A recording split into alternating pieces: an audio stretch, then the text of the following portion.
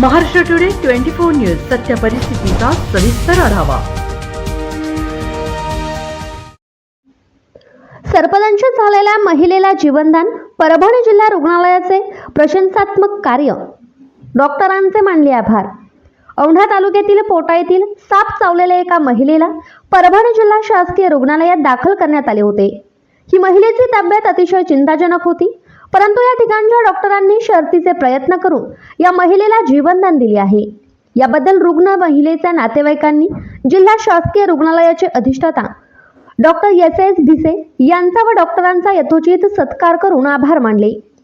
पोटा येथील महिलेला साप चावल्याने दिनांक 19 जून रोजी परभणी जिल्हा शासकीय रुग्णालयात दाखल करण्यात आले होते। ही महिला बेशुद्ध अवस्थेत होती।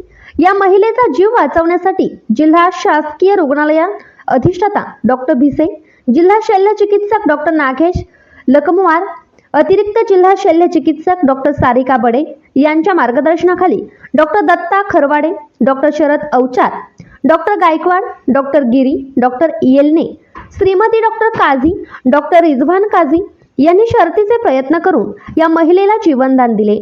यासाठी इंचार्ज परिसेविका सुरे, परिचारिका चंदा कोल्पे, तारा गलांडे, उषा शिंदे, शीतल राऊत, अर्चना सवंडकर, संगीता राऊत, सुरेखा शेंडगे, पल्लवी शिंदे, ज्ञानेश्वरी जाधव, रोहिणी टेंगसे, नजमा सिद्दीकी, महालॅब टेक्निशियन सूरज इंगोले, सेवक शेख अमेर, शेख इब्रान, शेख अरबाज, नारायण इस्माईल, कालिंदा आदींनी मदत केली।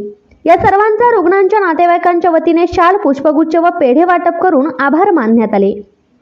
महाराष्ट्र टुडे मराठीसाठी ब्युरो रिपोर्ट, परभणी। आजच महाराष्ट्र टुडे 24 न्यूजला सबस्क्राईब करा आणि सत्य परिस्थितीचा सविस्तर आढावा पहा।